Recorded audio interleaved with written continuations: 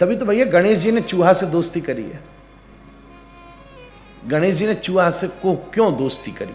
क्योंकि गणेश हाथी के स्वरूप में, हाथी सब जगह नहीं जा सकता, पर चूहा सब जगह घुस जाता है महाराज। जो सब जगह नहीं जा सकता उसके पास कोई होना चाहिए जो सब जगह चला जाए। ध्यान रखना, जो सब जगह नहीं जा सकता उसका कोई ना कोई चूहा जरूर होना चाहिए, जो सब बिलन में घुस जाए, भीतर पता करिए क्या चल रहा है, और जरूरत पड़े तो थोड़ा कुतर भी आवे। यही तो सब आधार है। कृष्ण उस समय शीर्षस्थ है। ये गवर्नेंस को देखिए, इस देश का सबसे सम्भ्रांत सोने की द्वारिका और उसके सिंहासन पर बैठा व्यक्ति। कथा इसलिए तो आज हजारों साल बाद हम सुन रहे हैं, और वो मित्रता किससे कर रहा है?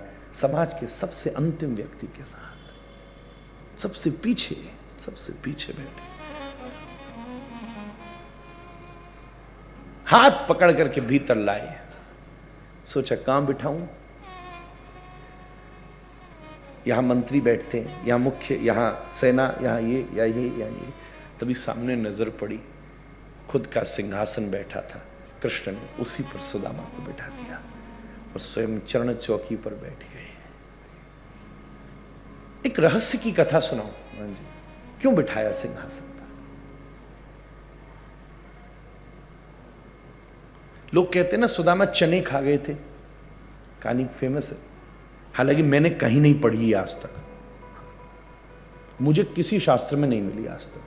कोई ढूंढ के बतावे तो मैं बड़ा उपकारी हूं। फिर भी बड़े बड़े संतों ने कही है तो मैं प्रणाम करूं, बड़े बड़े महापुरुषों ने कही। कई कथाएं श्रुति परंपरा से भी तो आती हैं। तो एक कहानी हमने भी सुनी है कि दुर्वासा जी पहुंचे थे संदीपन जी के आश्रम में। भोजन सबका हो चुका था।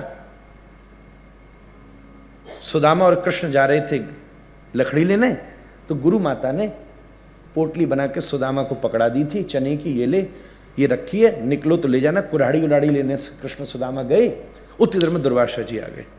भिक्षाम देही। मां बोली कुछ है ही नहीं। अच्छा, ऋषि पत्नी कह रही है तो मानना ही पड़ेगा। वापस लौट गए, पर मनी मन में विचार किया, इतना बड़ा आश्रम, एक बाबा जी को देने कुछ नहीं था।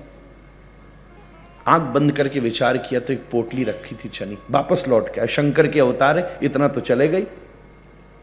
बोले माता, लगता है तेने अपने यहां पढ़ने वालों को अपना बच्चा माना है, हम साधुओं को नहीं माना। मैंने माना कि तेरे यहां कुछ नहीं था, पर जो तेने अपने विद्यार्थियों के लिए एक पोटली रखी थी, अरे कुछ नहीं तो उसी का एक चना मुझे दे देती। खाली हाथ भेज दिया महात्मा। अब मेरे से रहा नहीं जा रहा, मैं तुझे तो कुछ नहीं कह सकता, तू ऋषि पत्नी है, पर हां एक श्राप देने का मन हो रहा है, जो ये चने खाएगा वो महादरिद्र हो जाएगा। और ये बात भैया सुदामा ने सुन ली। गुरु माता दौड़ी कि वो पोटली उठाऊं मैं, उससे पहले सुदामा जी ने वो पोटली उठाई और कृष्ण के साथ जंगल में चले गए। महाराज मिली नहीं घर में, अब कोई व्हाट्सएप तो था नहीं, फोन मिला थी। हाँ चलिए, अब सुदामा बनी बन सोच रहे, मैं क्या करूं, किसको दूं? किसी जानवर को खिला दिया तो किसी न किसी जन्म में तो उसे भुगतना पड़ेगा, श्राप है, किसको दूं ये? और फिर कृष्ण मांगने लगे।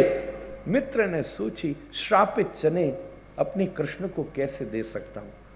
तो सुदामा जी ने पोटली खाई, खोली और स्वयं चनों को खा के उस श्राप को स्वीकार कर लिया।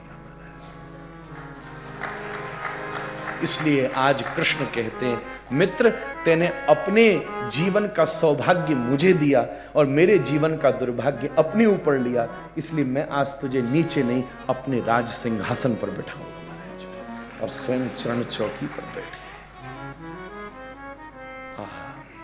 ऊपर से नीचे तक देखा, खलवाट, पोपला मुख, अस्थि कंकाल शरीर। चरणों पर नजर पड़ी तो देखा चरणों की बिबाइयां फटी हुई थी, रक्त बिंदु झांक रहे थे। रुक्मणी जल्दी गर्म जल करके लाओ, मित्र के चरणों से खून बह रहा है। पर मित्र प्रेम में अधीर हुए, कृष्ण को इतना सब्र कहां कि पानी गर्म होकर के आता। देखी सुदामा की दीन दशा, करुणा करके करुणा निधि रोए, और पानी परात को छुओ नहीं, और नैनन के जल सो पग आज तक किसी ने ऐसा नजारा नहीं देखा, आंखों के आंसू से सुदामा जी ने वहां सुलाया जहां रुक्मणी सोती है। सुदामा जी को बहुत दिन तक निवास किया। एक दिन श्री कृष्ण ने पूछ लिया, घर में सब कैसे हैं? मित्र, तेने आज बात करी ली है तो मुझे वापस जाने दे, बहुत दिन हो गए, घर वाले याद करते होंगे। कब जाना? बोले अभी चलो, मेरा कौन सी टिकट करनी, पैदल आया पैदल जाना। सुदामा जाने लगे। कृष्ण बोले एक मिनट रुको तो सही। अरे रुक्मणी, ये वो लंगोटी पहन के आया था वो दे देना इसको। लंगोटी? अरे ब्राह्मण को देकर, अरे ब्राह्मण बाद में, मेरा मित्र पहले है। ये तो सब प्रयोग के लिए थे, खाली हाथ आया था भैया। मणिमन सुदामा जी सोच रहे पहले पता होता वही लंगोटी पहननी तो कम से कम धोखे तो सुखा ले तो भाई। लंगोटी बांधी फिर चले। ये सब भी उतारिए, ये सब भी उतारिए, सब कुंडल उतारिए। मणिमन सोच रहे खातिर करने में एक नंबर के, लेने देने में कमजोर मालूम पड़े हमारे। पर जैसे ही दरवाजे पर पहुंचे सारी द्वारिका चरणों में गिर पड़ी। ऐसा संत नहीं देखा जो आते समय जैसा था जाते समय भी वैसा ही है। कृष्ण सब देते हैं पर इज्जत के साथ देते। हम जब उन्हें देने की सोचते तो सबरी इज्जत उतार देते महाराज। प्रभु सब देता है। सुदामा वापस पहुंचे तो नगर का तो माहौल ही बदला हुआ था। Sudama hostel, Sudama hospital, Sudama university, Sudama park, Sudama school of oriental philosophy, Sudama management, Sudama मची पड़ी है। एक को रोक के पूछा है कौन सुदामा है? तमीज से बोलिए। सुदामा नहीं, महाराजा धीराज सुदामा। बोले कोई और होंगे या खावे को रोटी ना है ना महाराज? महाराजा धीराज हो।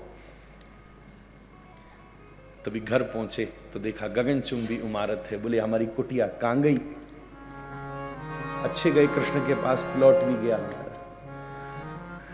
उसी समय सुशीला ने देखा और भीतर ले गई। देखा तो अंदर श्याम सुंदर बैठे बच्चों को खिला रहे थे। ले सुदामा, आज से ये सब कुछ तेरा। कृष्ण पहुंचे सुदामा के यहाँ। हम सब भी सुदामा की तरह बैठे थे और हमारे कृष्ण स्वरूप पूज्यपाद श्री स्वामी जी महाराज का भी यहाँ आगमन हो गया। हम विनम्रता पूर्वक पूज्यपाद आचार्य महामंडलेश्वर पूज्यपाद श्री स्वामी जी के पावन चरणारविंदों में प्रणिपात पूर्वक उनका मंगल में स्वागत। 2 मिनट प्रभु नाम लेकर इस सभा को समलंकृत करें।